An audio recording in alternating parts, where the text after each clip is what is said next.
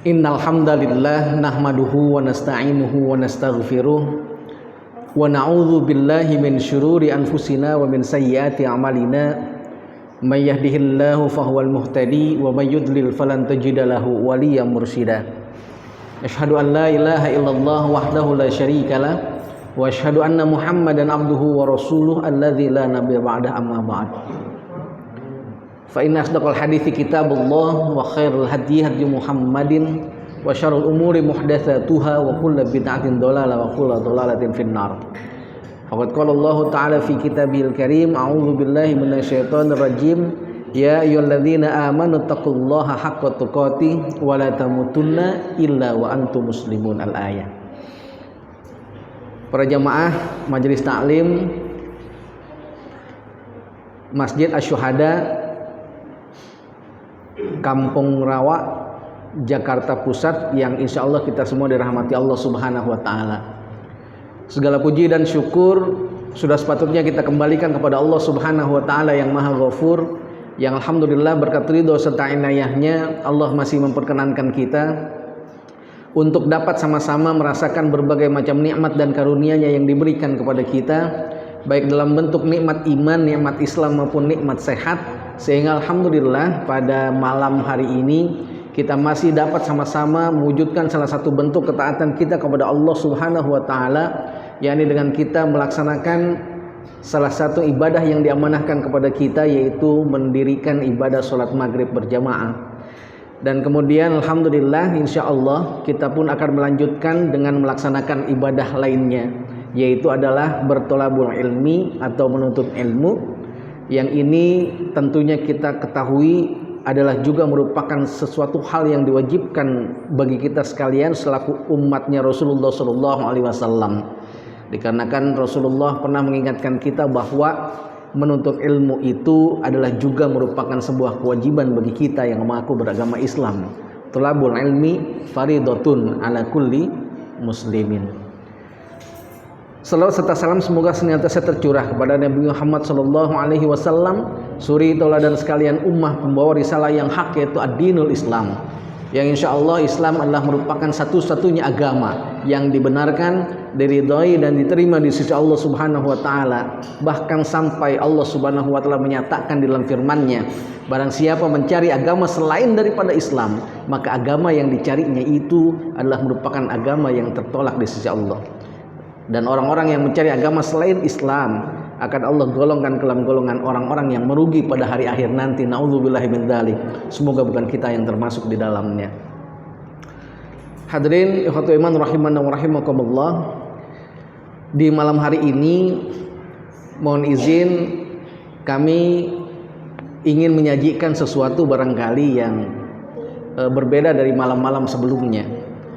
Karena kajian atau penyuluhan agama Islam di Masjid Asy-Syuhada Kampung Rawa ini biasanya kita membahas berkaitan dengan masalah tuntunan ibadah sholat, ya. Namun untuk malam hari ini saya izin kepada Ketua DKM Asy-Syuhada yang baru untuk menyajikan sesuatu hal yang lain, dan alhamdulillah diizinkan. Dan kemudian inilah yang kami coba sajikan pada kesempatan penyuluhan kita pada malam hari ini. Sebelumnya kami mengucapkan selamat atas terpilihnya Ketua DKM yang baru, ya, beserta para taskil yang akan membantu beliau, ya. Tentunya mudah-mudahan ini bisa diiringi dengan sekian banyak hal yang bisa menjaga sesuatu hal yang sudah baik dari yang sebelumnya, dan juga barangkali mudah-mudahan bisa untuk dimaksimalkan supaya bisa menjadi lebih baik pada masa-masa mendatang. Hadirin umatul iman rahimana wa rahimakumullah. Tema yang kami coba sajikan pada malam hari ini adalah manusia, Islam, dan Indonesia. Ini ada 3 hal yang memang berhubungan dengan diri kita, ya. Yang pertama, kalau di sana diawali dengan kata manusia, ini berhubungan dengan kita. Betul nggak kira-kira? Yang hadir dalam ruangan ini masuk kategori makhluk ciptaan Allah yang namanya manusia. Maaf, ada jin di sini? Nah, kalau jin keluar. Ya. Kalau manusia, yuk bareng-bareng kita sama-sama mewujudkan diri sebagai sosok manusia. Ya. Yang kedua, Islam. Berkaitan dengan kita sekarang. Maaf, semua yang ada di ruangan ini tentunya adalah yang beragama Islam. Ada orang kafir di sini. Kafir apa non muslim kita pakainya, Pak? Hah? Maaf, kalau ada orang kafir silakan di luar.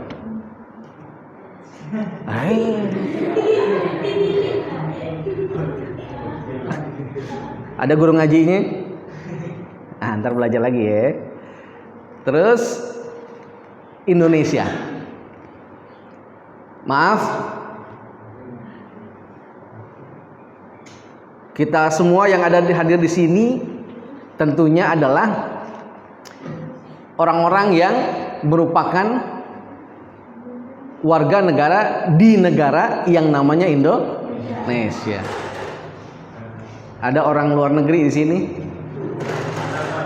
Dari oh, Jerman ada, iya. Ya.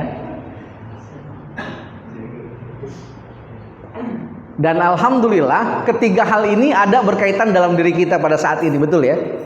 Jadi mudah-mudahan ada semacam motivasi tersendiri untuk kita bisa coba membahas ketiga hal ini yang memang ternyata berkaitan dengan diri kita. Ya. Akhi, next. Ya. Tiga hal tadi diawali dengan manusia. Untuk itu, mari kita coba cermati satu dari sekian banyak hal berkaitan dengan manusia. Hadirin wa iman rahiman wa rahimakumullah.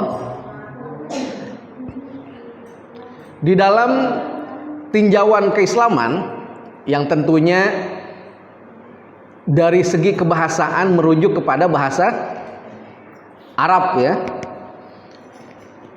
Manusia itu biasa dialih bahasakan ke dalam bahasa Arab. Itu ada diantaranya adalah dengan kata al-insan. Untuk bentuk mufradnya, bentuk tunggalnya ya. Bentuk jamaknya adalah anas. Makanya di dalam Al-Qur'an Allah abadikan ada satu surat yang artinya adalah manusia. Kira-kira surat apa, Nak? Ada al-insan, ada anas ya. Gitu ya. Kemudian yang kedua, biasa juga digunakan dengan sebutan bashar. Makanya Rasulullah SAW pernah menyatakan bahwa innama ana basyarun ya. Hanya saya kata Rasulullah, hanya saya ya, sesungguhnya ini adalah seorang manusia gitu. Nah, ada satu hal yang unik yang saya coba sajikan saat ini, yaitu adalah firman Allah Subhanahu wa taala ya, yang termaktub dalam surah Al-Baqarah ayat 30, yang saya yakin kita semua sudah maklum dengan ayat dan surat ini, di mana Allah menyatakan a'udzubillahi minasyaitonir rajim, wa idz qala rabbuka lil malaikati inni ja'ilun fil ardi khalifah qalu ataj'alu fiha may yufsidu fiha wa yasfikud dima wa nahnu nusabbihu bihamdika wa nuqaddisu lak qala inni a'lamu ma la ta'lamun. Yang artinya, ingatlah ketika Rabbmu berfirman kepada para malaikat. Allah pernah berdialog dengan malaikat. Nah, isi dialognya ini. Apa kata Allah? Allah menyatakan, sesungguhnya aku hendak menjadikan seorang khalifah di muka bumi. Mereka berkata, siapa mereka ini? Malaikat pintar, ya. Kata malaikat, mengapa engkau hendak menjadikan khalifah di bumi ini, di bumi itu, orang yang akan membuat kerusakan padanya dan menumpahkan darah? Padahal kami senantiasa bertasbih dengan memuji engkau dan mensucikan engkau. Allah Subhanahu wa ta'ala kemudian memberikan jawaban dari pertanyaan itu. Apa kata Allah? Sesungguhnya aku mengetahui apa yang tidak kamu ketahui. Hadirin wa iman rahimana wa rahimakumullah. Barangkali memang dimaklumi secara keumuman kita bahwa ayat ini juga biasa dijadikan landasan tentang eksistensi makhluk Allah yang namanya manusia. Tapi kan pertanyaannya, kalau boleh saya coba minta kita cermati bersama, kira-kira ada nggak di situ kata manusia tuh?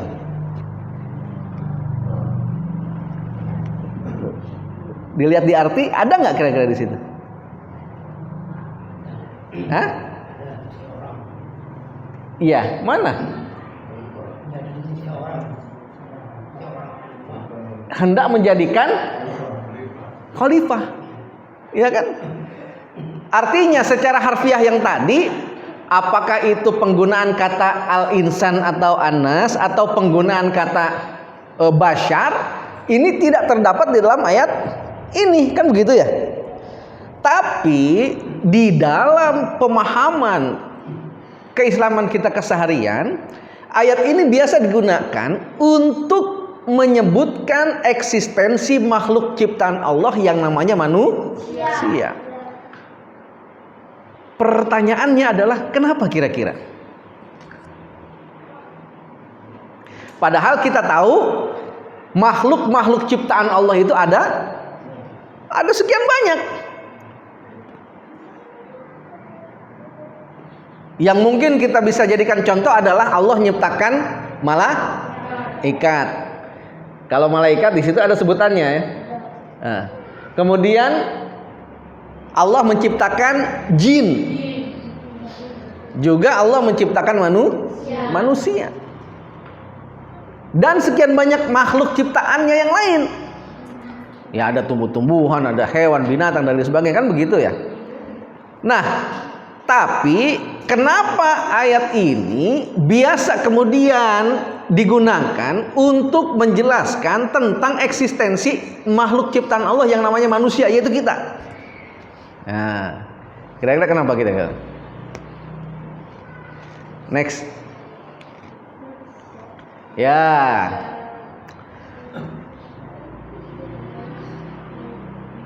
Sepertinya jawabannya bisa kita ambil dari perbandingan ini. Ya.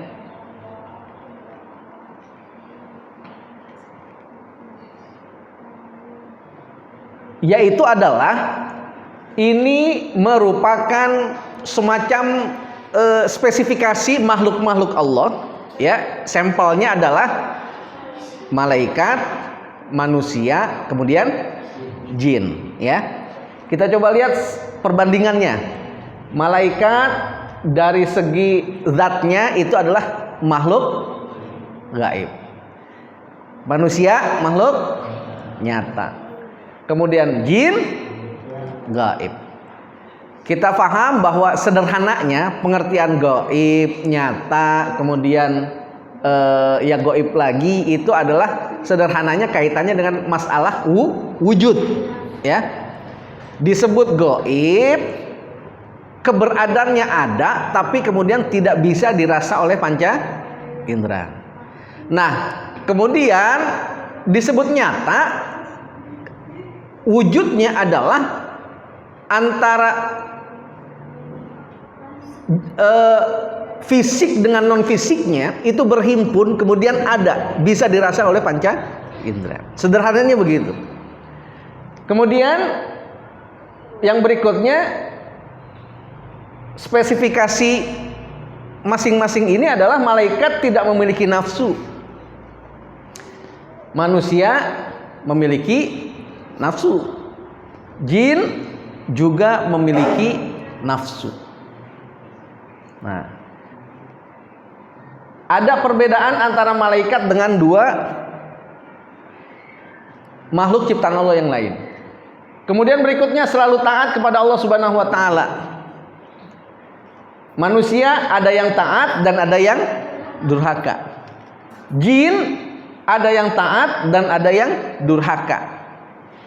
Kemudian malaikat tidak berjenis kelamin. Manusia berjenis kelamin, jin juga demikian berjenis kelamin. Nah, dikarenakan spesifikasinya seperti itu, maka ada konsekuensi turunannya, yaitu malaikat itu tidak butuh makan dan memang tidak makan, kemudian tidak minum, tidak tidur, dan tidak kawin atau tidak berkembang biak. Nah, manusia itu makan, minum, tidur, dan kawin, mempunyai fitrah tersendiri.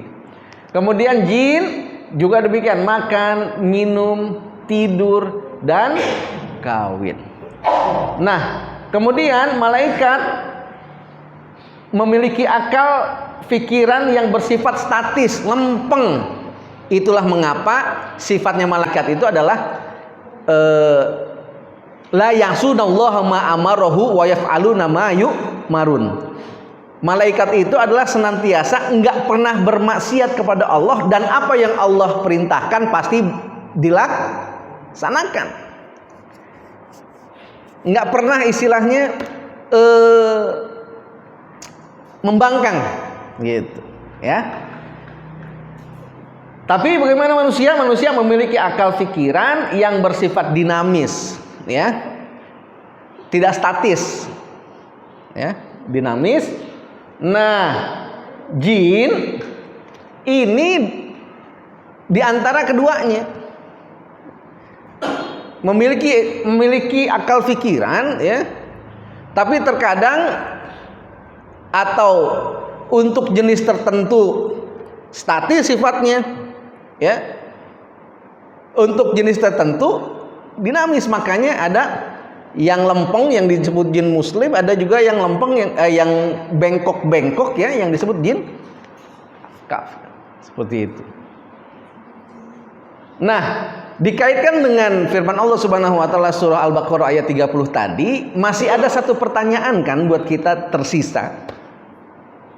Yaitu tadi, kenapa yang namanya khalifah yang ada dalam ayat tersebut, yang ayat tersebut kemudian biasa dijadikan landasan untuk menjelaskan eksistensi yang keberadaan yang namanya manusia di antara sekian banyak makhluk ciptaan Allah Subhanahu wa taala yang lain?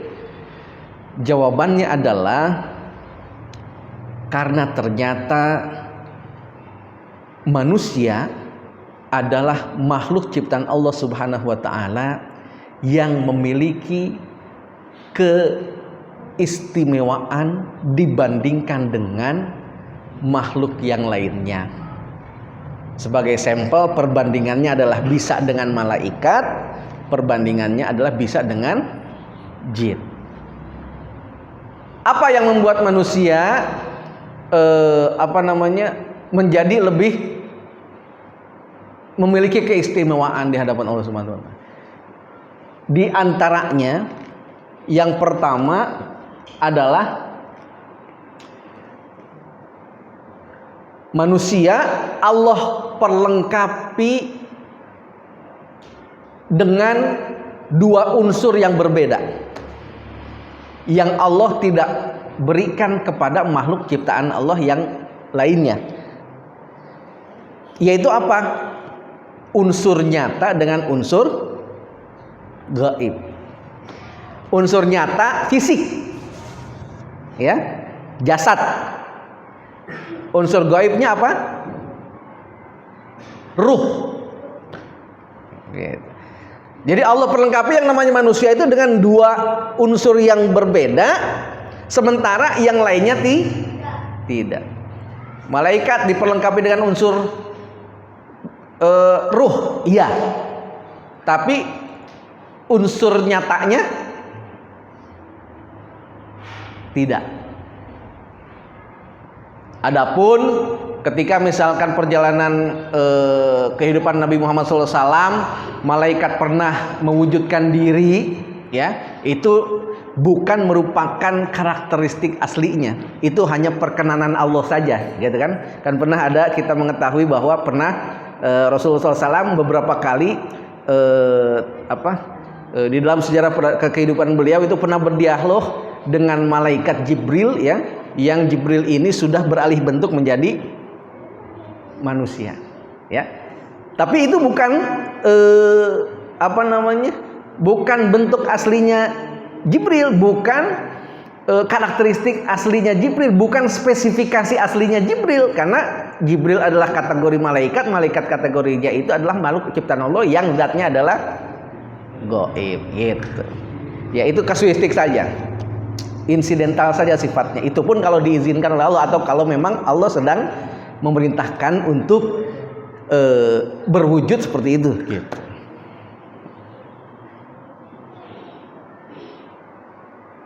Jin juga demikian.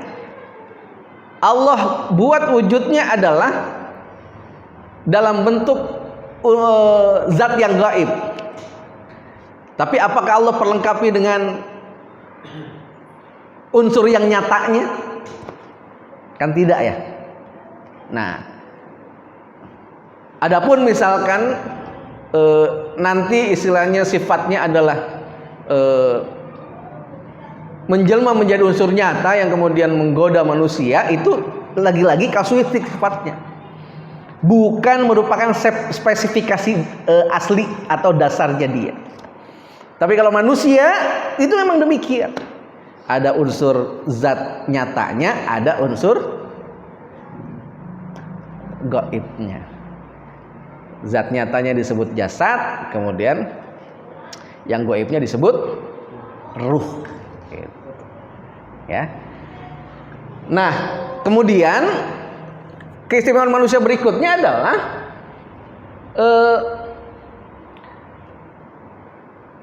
diperlengkapi dengan sesuatu yang paling penting, yaitu adalah akal dan pikiran. Yang itulah mengapa Allah Subhanahu wa taala ketika hendak membuktikan keunggulan manusia itu adalah Allah memberikan kelebihan bagi Adam, yaitu mengetahui segala macam ilmu tentang nama-nama. Yang kemudian dalam Al-Quran Allah menyatakan, a'udzubillahi minasyaitonirrajim, wa 'allama Adamal asma'a kullaha. Dan Allah kemudian mengajarkan, memberikan ilmu kepada Adam, kullaha, seluruh, ya, hal yang ada di alam semesta ini itu Allah kasih kepada Adam, gitu. Yang ayat tersebut masih berangkaian dengan ayat 30 ini, gitu.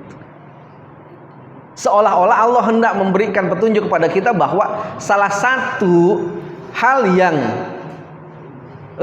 Allah jadikan manusia itu istimewa dibandingkan yang lain itu adalah kemampuan manusia lewat akal dan pikiran yang diberikan untuk bisa menampung sekian banyak ilmu pengetahuan.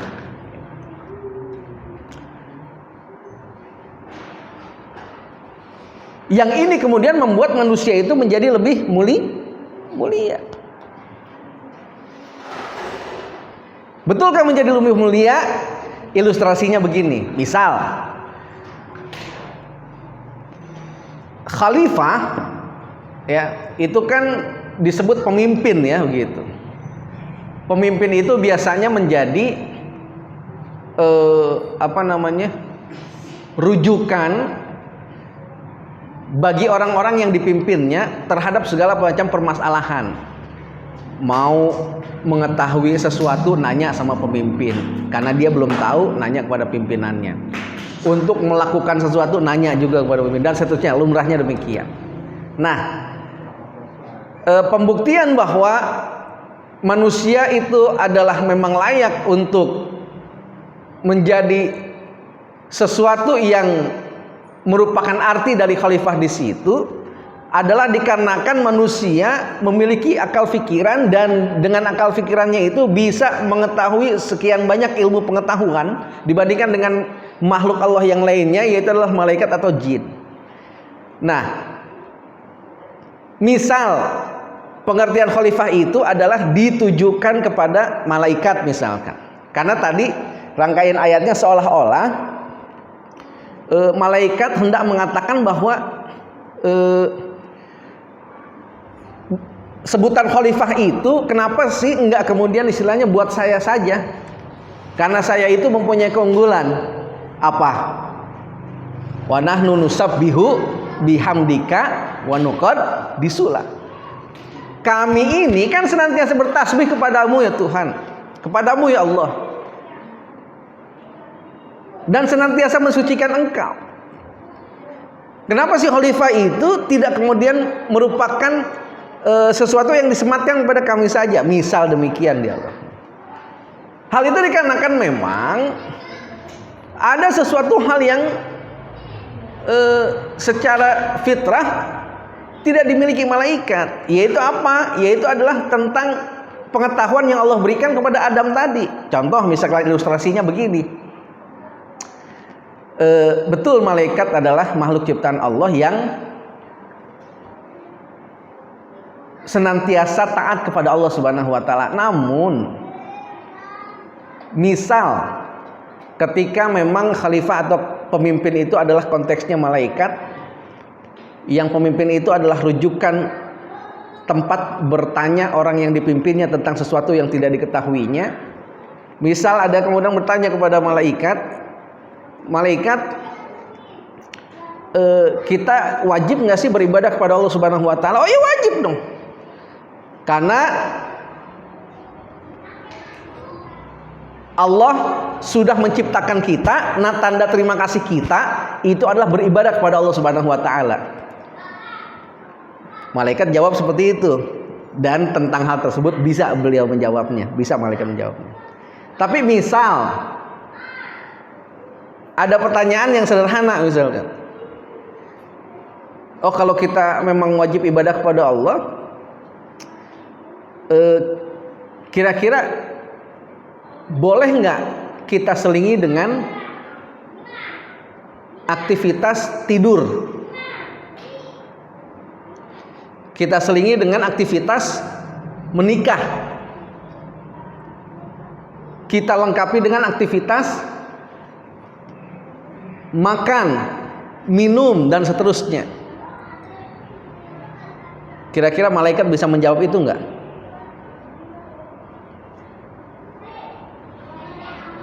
Kira-kira malaikat bisa menjawab itu enggak? Tentunya tidak. Kenapa? Karena malaikat tidak melakukan hal tersebut.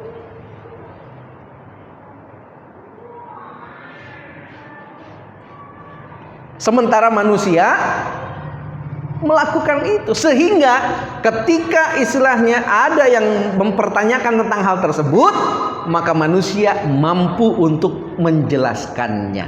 Gitu. Bisa difahami sampai sini? Makanya memang ketika ayat 30 tadi yang isinya menjelaskan tentang Allah Subhanahu wa taala hendak menciptakan khalifah di muka bumi ini, walaupun tidak ada kata yang menunjukkan itu adalah manusia, maka layak memang untuk disematkan kepada makhluk Allah yang namanya manusia, karena ada sesuatu yang dimiliki oleh manusia yang tidak dimiliki oleh makhluk ciptaan Allah yang lain. Bisa dipahami? Bisa, alhamdulillah. Namun, nggak berhenti nih sampai di situ. Ketika kita mau mencermati diri kita, yaitu manusia, yang kemudian ternyata Allah nyatakan manusia itu adalah khalifah, pemimpin di muka bumi ini, ya. Tentunya itu bukan sesuatu hal yang kosong tanpa konsekuensi.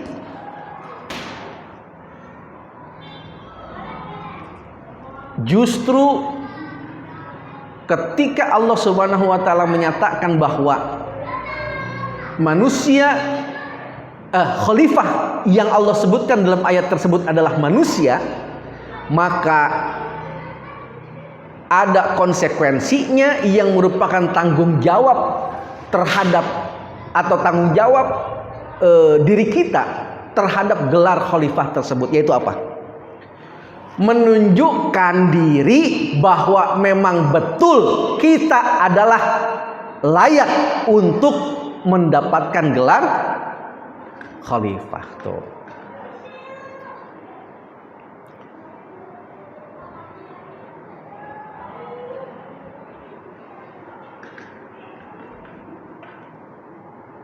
Terdapat tanggung jawab buat kita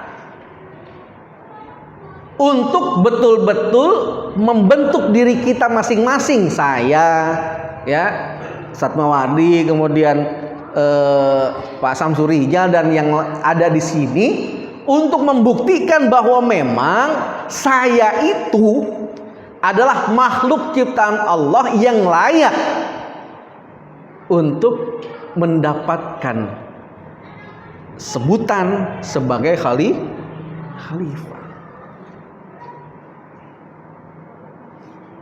Sebelumnya coba.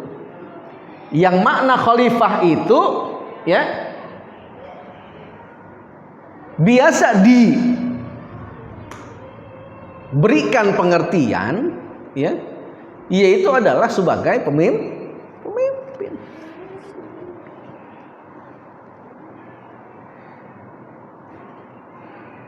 Dengan kemudian derivasi arti yang lainnya adalah sebagai pengganti. Disebut pengganti tentunya diharapkan manusia bisa menjadi sosok yang dapat menggantikan makhluk-makhluk Allah yang lainnya, tentunya dalam konteks untuk menjadi makhluk Allah yang lebih baik.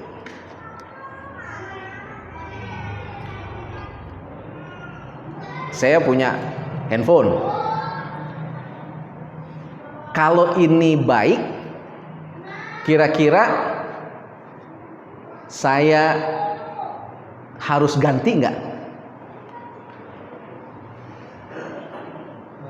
Hah? Enggak. Tapi waktu Isya ya? Iya. Tapi ketika saya memutuskan untuk mengganti dengan handphone yang lain, tentunya seharusnya yang saya lakukan itu kira-kira apa? Nyari handphone yang sama kualitasnya segini, atau kira-kira harusnya mencari yang lebih baik? Karena ketika handphone saya ini udah rusak gitu ya, kalau yang namanya rusak kan harus diganti, ya kan? Nah, ketika saya harus mengganti handphone ini, saya nyarinya harus yang bagaimana? Yang sama seperti ini atau yang lebih baik? Nah, saya harus mengganti yang lebih baik. Kata khalifah jika kemudian diartikan sebagai pengganti pun, konteksnya adalah kita harus menunjukkan sisi kita lebih baik dibandingkan dengan makhluk-makhluk yang lain.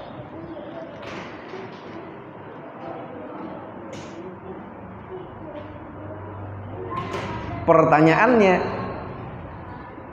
kira-kira kita sudah mewujudkan layak sebagai seorang khalifah atau belum ya? Kan begitu.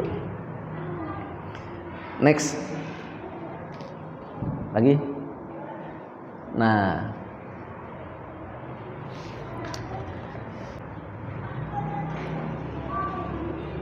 Ketika kita masih hidup, proses mewujudkan diri untuk menjadi layak mendapatkan gelar sebagai khalifah dari Allah Subhanahu wa taala itu tentunya tetap berlangsung. Masa kehidupan kita adalah masa di mana kita mengupayakan diri untuk menjadi layak menjadi sosok yang namanya khalifah. Dari mulai kita dilahirkan sampai kemudian kita meninggal. Cuma pertanyaannya, kira-kira apa alat bantunya? Kan begitu ya. Apa alat bantunya? Apa yang bisa membentuk kita untuk menjadi sosok yang layak mendapatkan gelar khalifah tersebut? Apa Allah udah siapin itu? Ternyata sudah. Apa? Yaitu Islam. Itulah mengapa ya, sejak kita diberikan ruh oleh Allah Subhanahu wa taala, nilai-nilai keislaman yang di dalamnya ada unsur tauhid, di dalamnya ada unsur akhlak, di dalamnya ada unsur ibadah, di dalamnya ada unsur akidah, di dalamnya ada unsur muamalah. Itu sejak kita diberikan ruh oleh Allah Subhanahu wa taala, itu itu diajarkan Allah Subhanahu wa taala kepada kita sekalian. Sejak awal kita diberikan ruh oleh Allah Subhanahu wa taala. Kita mesti ingat dialog Allah Subhanahu wa taala dengan para calon manusia yang akan Allah perkenankan hadir ke muka bumi ini, yaitu apa? Ya. Allah menyatakan, alastu birabbikum, kamu yang mau aku perkenankan untuk lahir ke muka bumi ini, yang kemudian ntar pas brojol jadi Ahmad Fadilah, ya. Pas brojol jadi Ayatullah Khomeini, ya. Ini kameramen saya Ayatullah Khomeini namanya, Pak. Ya. Bukan dari Iran tapi ya. Nah, ya. Ini asli Kemayoran nih. Ah, orang Kemayoran, ya. Si Kemayoran, macan Betawi ini, ya. Ya. Brojol jadi si Anu, ternyata pada awalnya itu Allah sudah pantek berkaitan dengan nilai-nilai keislaman, yang salah satunya adalah tauhid. Ahmad, apakah engkau bersaksi bahwa aku ini adalah Rabbmu yang menciptakan kamu, yang akan memelihara kamu dan lain sebagainya? Si Ahmad ngomong, qalu bala syahid. Iya, saya bersaksi. Itu nilai-nilai ketauhidan. Kenapa disebut nilai ketauhidan? Karena yang menekankannya itu adalah zat yang maha esa, yaitu Allah. Tauhid perkara-perkara mengesakan Allah, sehingga menjadi wajar bahwa nilai-nilai tauhid cuma ada di dalam agama yang namanya Islam.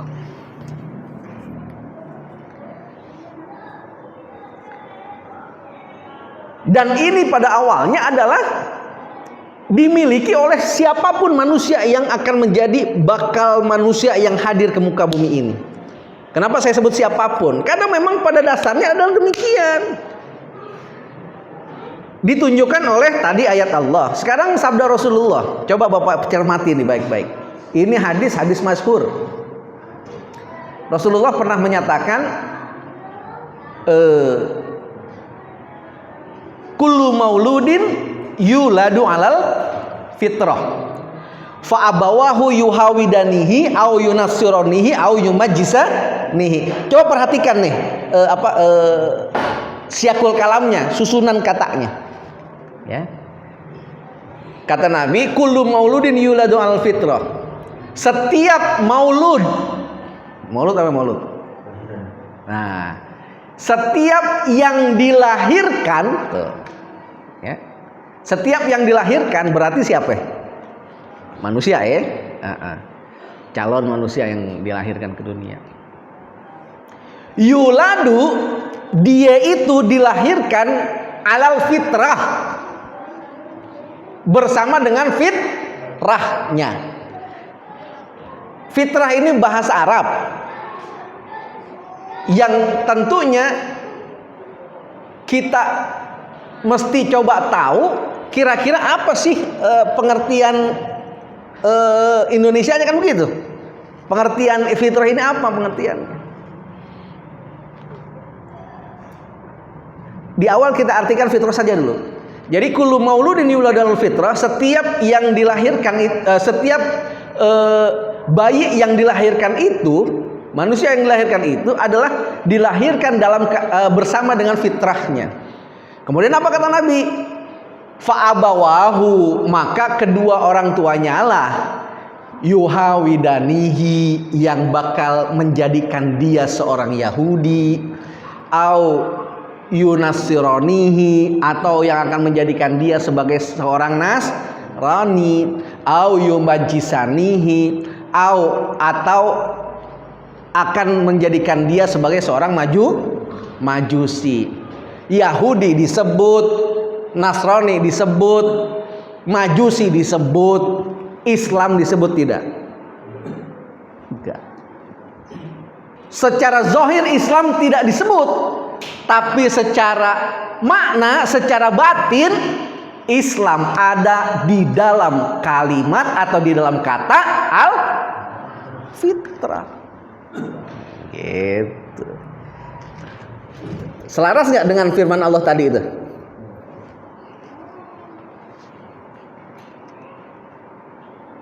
Bisa dipahami Pak sampai sini? Semua kita nih, bahkan sampai, ya saya harus sebut, mereka-mereka yang ketika setelah dilahirkan kemudian menjalani kehidupan adalah mereka-mereka yang saat ini beragama selain Islam, atau bahasa Al-Qur'annya adalah mereka-mereka yang kafir. Itu pada awalnya adalah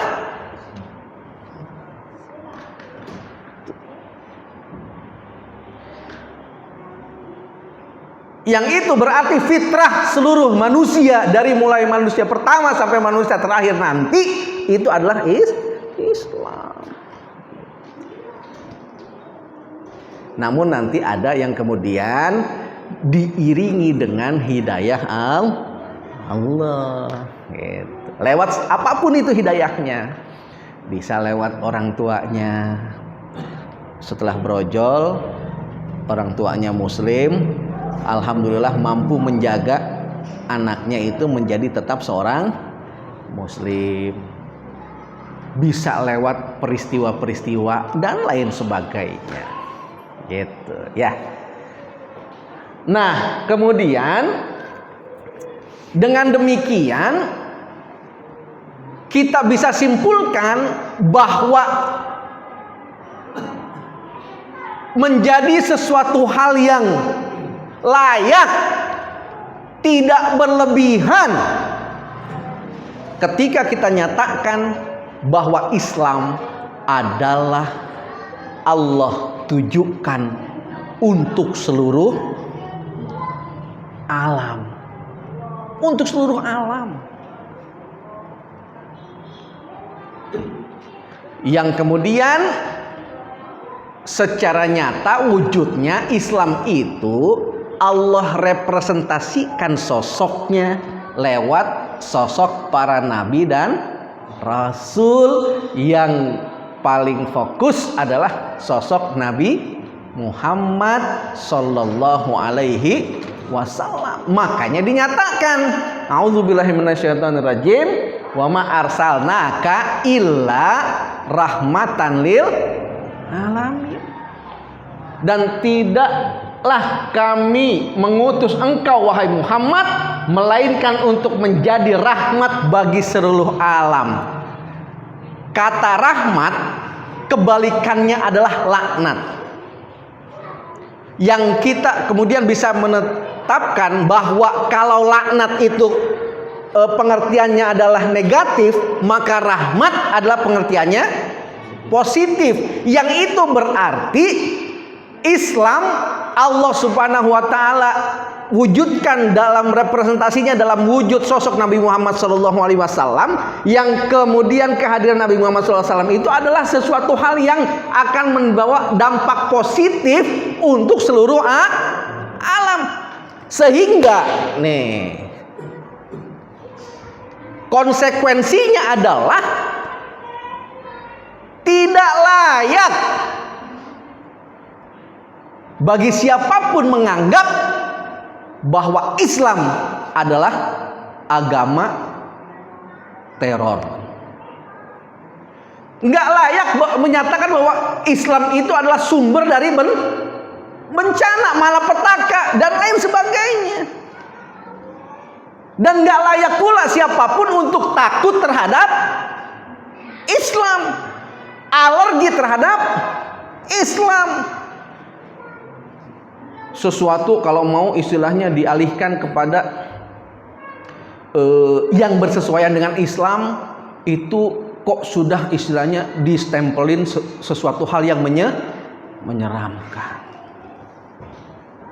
Kalau orang nerapin sesuatu sesuai dengan Islam, dikasih stempel, ada sebutan yang namanya radikal, ada sebutan yang namanya ekstrim, dan sebagainya dan sebagainya. Nggak mungkin begitu. Karena kan di sini Allah sendiri nyatain Islam ketika Allah representasikan wujudnya ke dalam diri sosok Rasulullah SAW, yang kemudian Rasulullah mengajarkannya kepada umatnya sampai kepada kita, ya, yang kemudian dinyatakan tentunya kita merupakan pewaris daripada Islam itu sendiri, karena kita masih hingga saat ini merupakan umat Rasulullah SAW, ya, maka itu adalah keberadaan Islam dan kaum muslimin merupakan rahmat bagi sekalian alam. Nggak usah istilahnya dikhawatirkan, nggak usah kemudian dijelek-jelekin, nggak usah, karena memang basically Islam dan wujudnya adalah Rasulullah serta kaum muslimin hingga saat ini dan hingga hari kiamat nanti.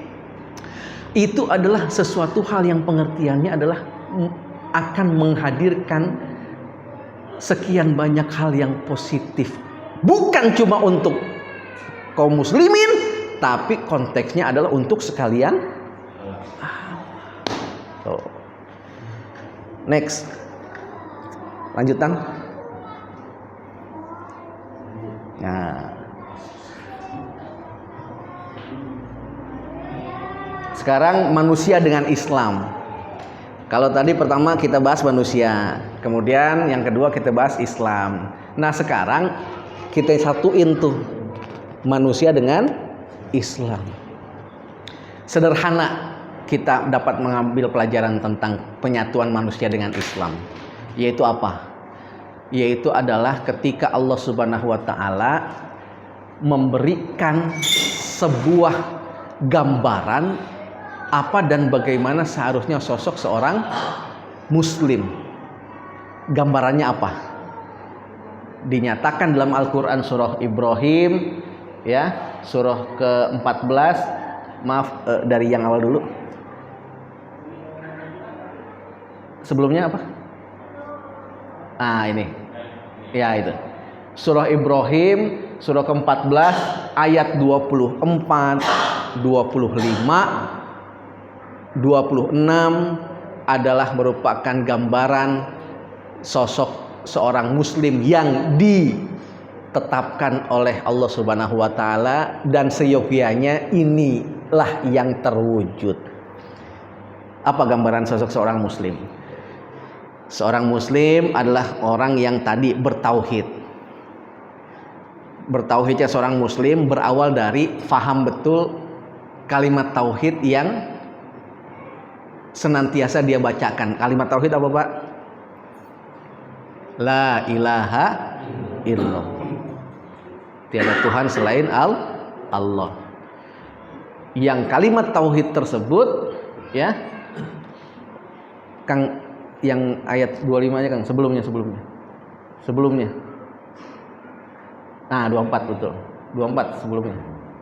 Nah, yang kalimat tauhid tersebut adalah disebut oleh Allah Subhanahu wa taala sebagai kalimat thayyibah. Kalimat yang baik.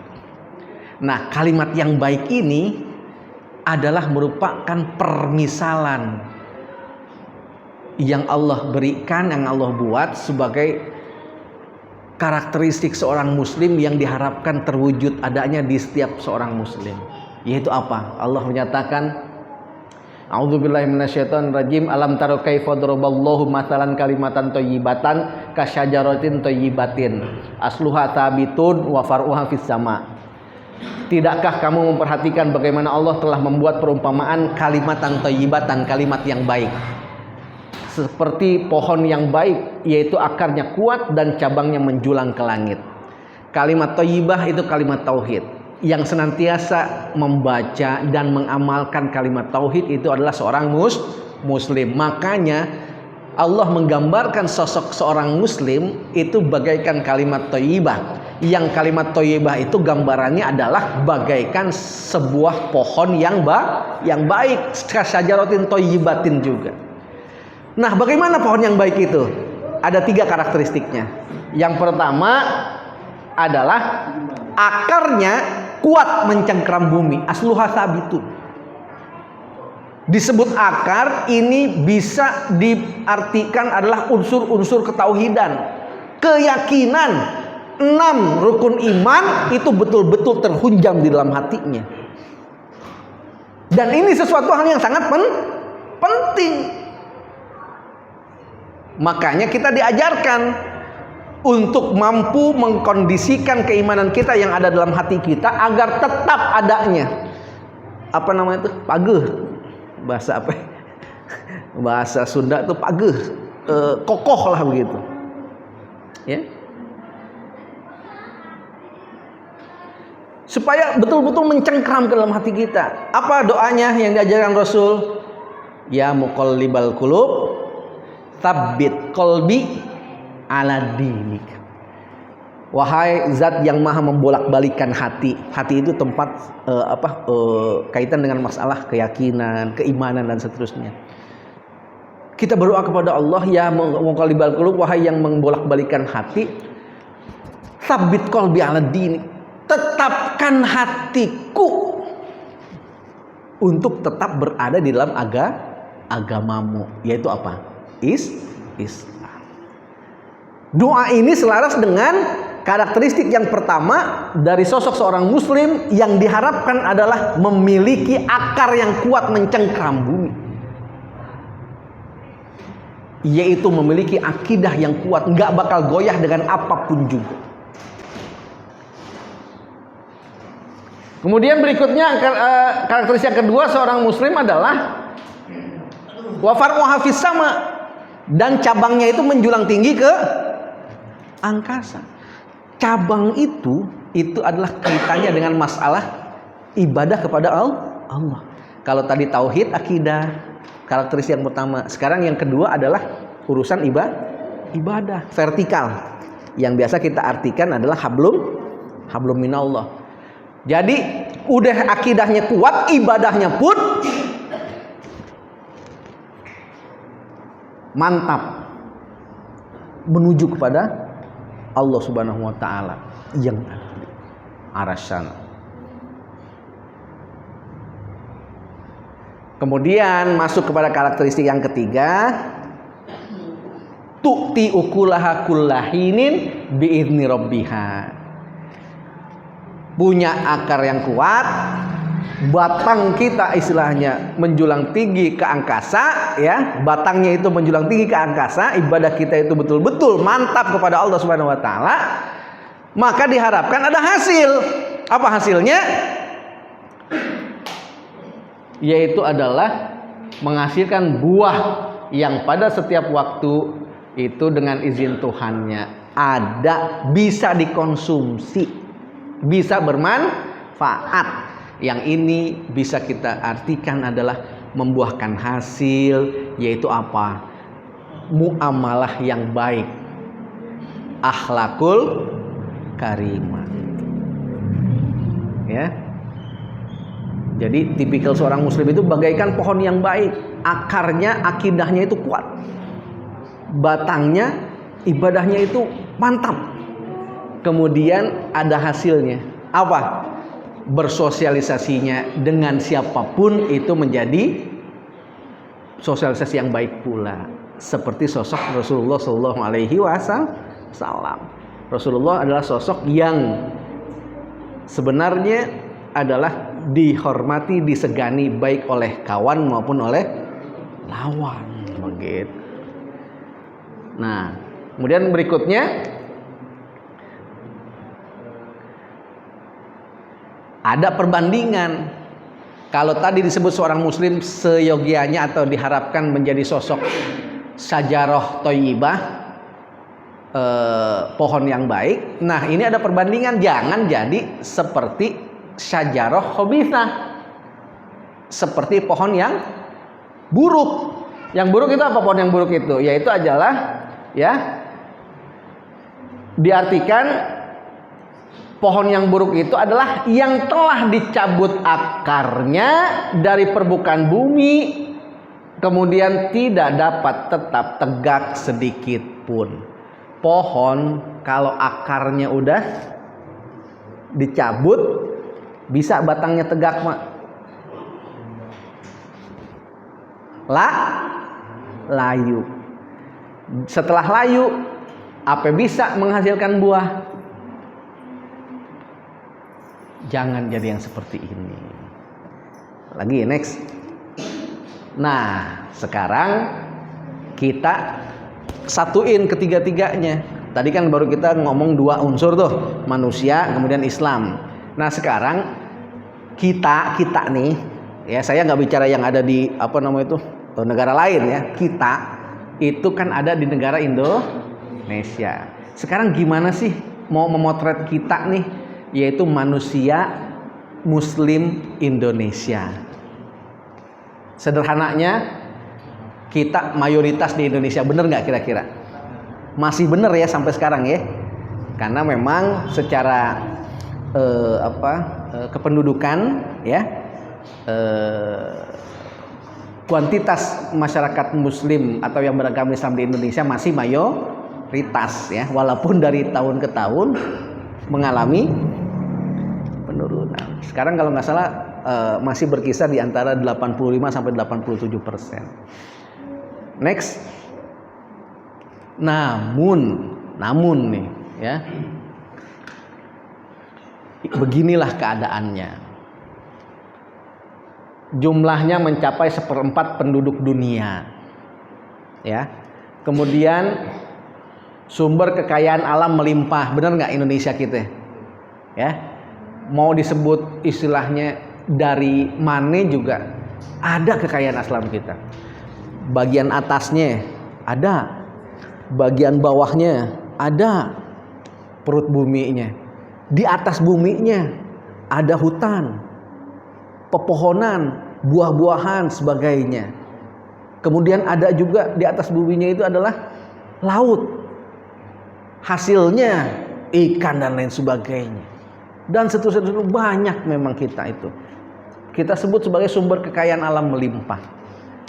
Kemudian luas wilayahnya mencapai 35 juta kilometer persegi umat Islam ya sedunia.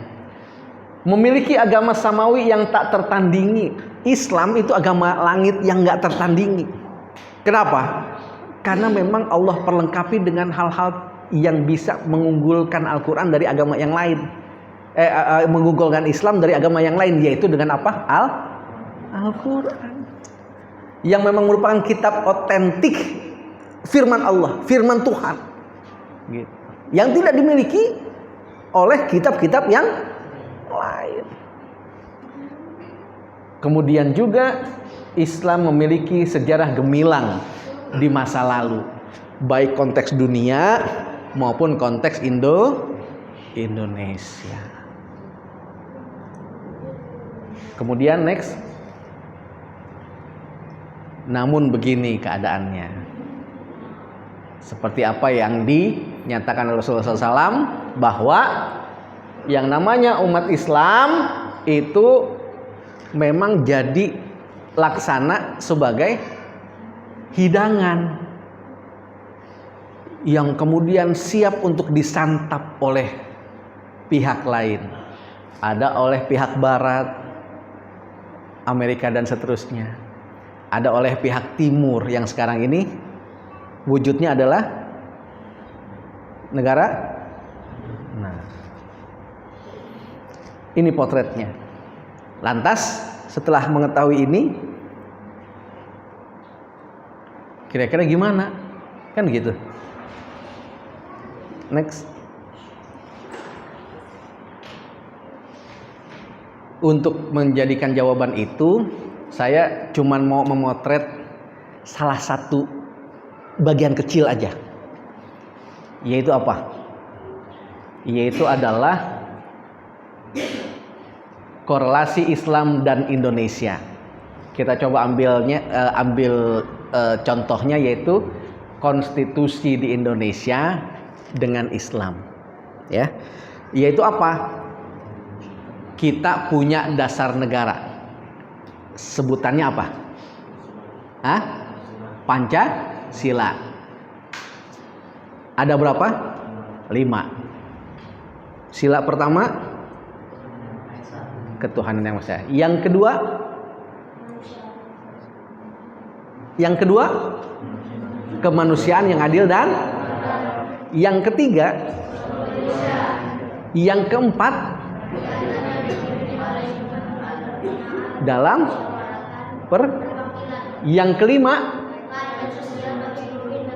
bagi seluruh rakyat, keadilan sosial bagi seluruh rakyat Indonesia.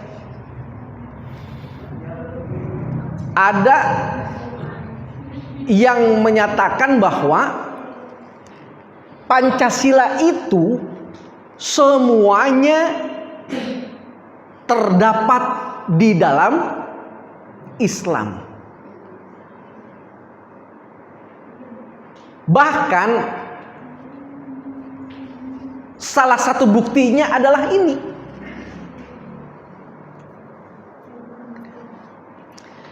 Ada yang memberikan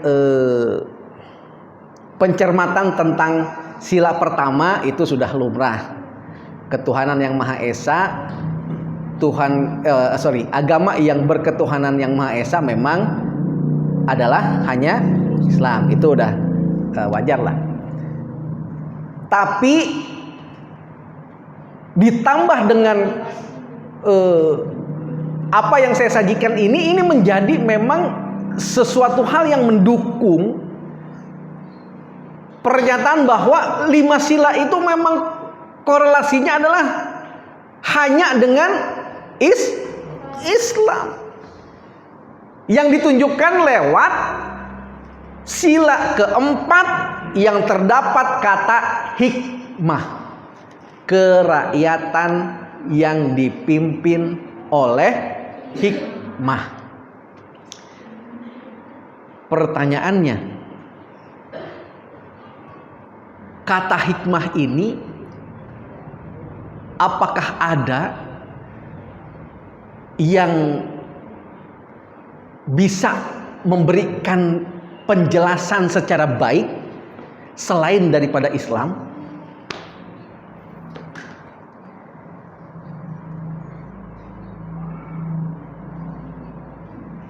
Silakan dilakukan riset, apakah kata hikmah terdapat di dalam kitab-kitab agama yang ada di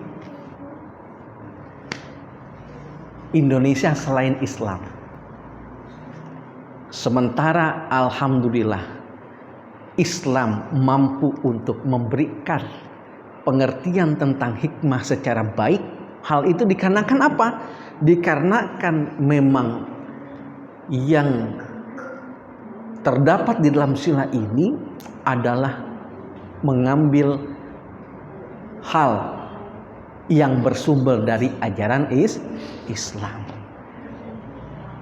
Perhatikan surah Al-Baqarah ayat 269. Allah menyatakan, Dia memberikan hikmah kepada siapa yang Dia kehendaki. Barang siapa diberi hikmah, sesungguhnya dia telah diberi kebaikan yang banyak.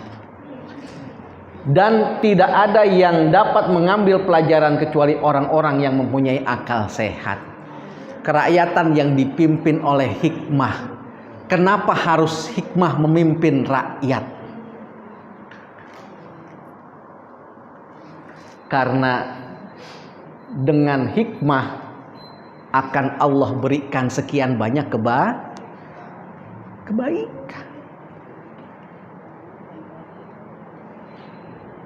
Dengan hikmah Allah Subhanahu wa taala akan memberikan kebaikan-kebaikan. Khususnya bagi warga negara Republik Indonesia. Karena menyantumkan kata hikmah di dalam landasan atau di dalam dasar negaranya. Sekarang pertanyaannya, hikmah itu apa sih?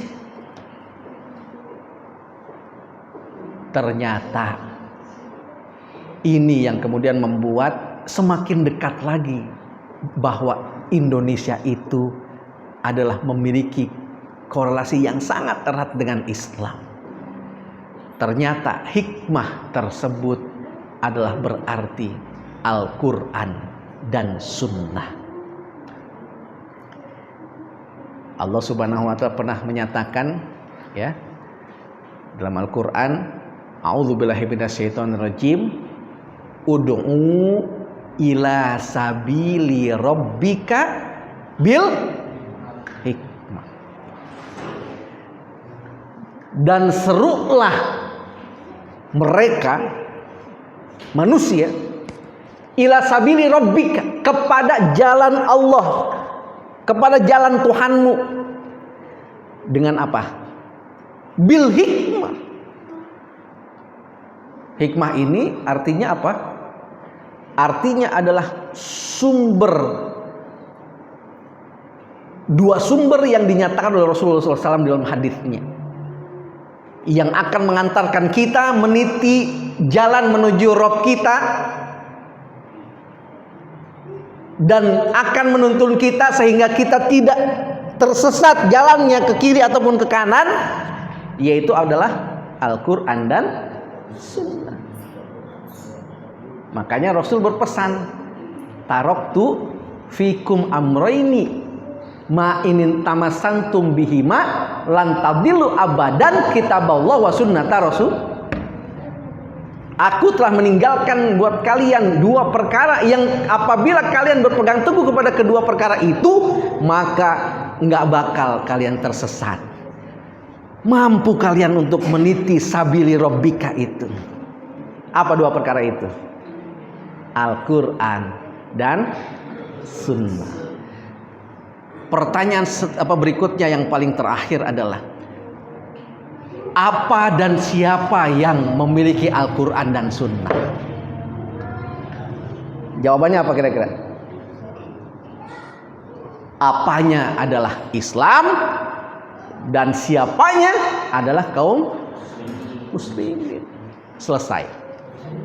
Yang berarti ketika kita membahas mengenai masalah manusia, Islam dan Indonesia, sederhananya adalah kesimpulan terakhirnya, kalau yang dituju adalah baldatun thayyibatun warabun ghafur, maka ketiga unsur ini harus mampu untuk disatukan. Dalam perkara individual, rujuk Islam. Dalam perkara kolektif, kelompok kecil, rujuk Islam. Dalam perkara kolektif, kelompok besar, kalau tujuannya adalah baldatun thayyibatun warabun ghafur, maka jangan kemana-mana, gunakan apa-apa yang ada di dalam Islam. Mafhum mukhalafahnya, kalau baldatun thayyibatun warabun ghafur bisa kita dapat dengan Islam. Kalau ngejauhin Islam, apa yang didapat? Pak, kalau baldatun thayyibatun warabun ghafur, negeri yang thayyibah, penuh dengan ampunan Allah, bisa kita dapatkan dengan Islam. Kebalikannya, kalau kita jauh dari Islam, yang kita dapat apa? Negeri yang khabisah. Thayyibah, baldatun thayyibatun, negeri yang baik. Kebalikannya adalah baldatun khabisatun. Yang pengertiannya lagi, kalau baldatun thayyibatun itu adalah negeri yang aman, tentram,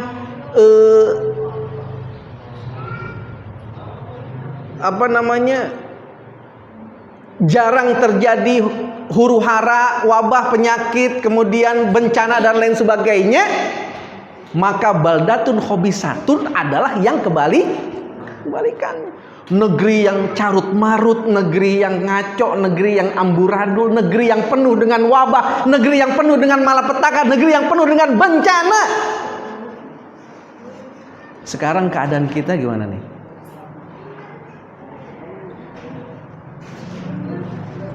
Mana nih keadaan kita? Silahkan dicari jawabannya sendiri. Yang itu bisa berarti bahwa saat menjadi sebuah gambaran apa dan bagaimana saat ini keadaannya kita dengan Islam. Gitu aja deh. Bisa dimahami Pak ya? Deh, itu aja deh. Mau dipanjangin insya Allah bisa panjang sebetulnya ya. Gatel Pak, miris hati ngelihat negeri kita begini keadaannya. Cuman untuk menjadi bahan introspeksi kita, mudah-mudahan materi ini bisa kita pahami untuk bisa kita amalkan. Next, habis ya. Jadi itu saja barangkali ya yang dapat saya sampaikan sebagai bahan evaluasi renungan khususnya bagi saya yang mencoba untuk mencermati keadaan kita pada saat sekarang ini. Mudah-mudahan bisa menjadi alat buat kita untuk bisa menemukan sedikitnya pencerahan tentang keadaan kita yang kita alami saat ini. Tentunya banyak salah dan khilaf dari apa yang saya sampaikan mungkin. Untuk itu saya mohon maaf dan mudah-mudahan Allah Subhanahu wa taala berkenan untuk mengampuni kesalahan dan kekhilafan saya tersebut. Dan tentunya yang benar adalah merupakan hak Allah dan mudah-mudahan kita bisa mengikuti kebenaran itu. Sebelum ditutup, ada yang mau kita bicarakan atau ada yang mau kita dialogkan, diskusikan? Dipersilahkan. Kalau nggak ada ya alhamdulillah kita cukupkan kajian kita pada malam hari ini di Ahad terakhir bulan Februari 2021 yang barangkali kalau melihat acuannya adalah Ramadan, masih satu kali kajian lagi barangkali ya menjelang Ramadan, dan mudah-mudahan kita bisa tetap melaksanakan kajian ini di bulan Maret ya, di bulan yang akan datang. Kita akhiri dengan baca hamdalah alhamdulillahirabbil alamin. Allahu yakhudhu bi aidina ila ma fihi khairun lil islami wal muslimin. Ana muslimun qabla kulli syai'in. Assalamualaikum warahmatullahi wabarakatuh.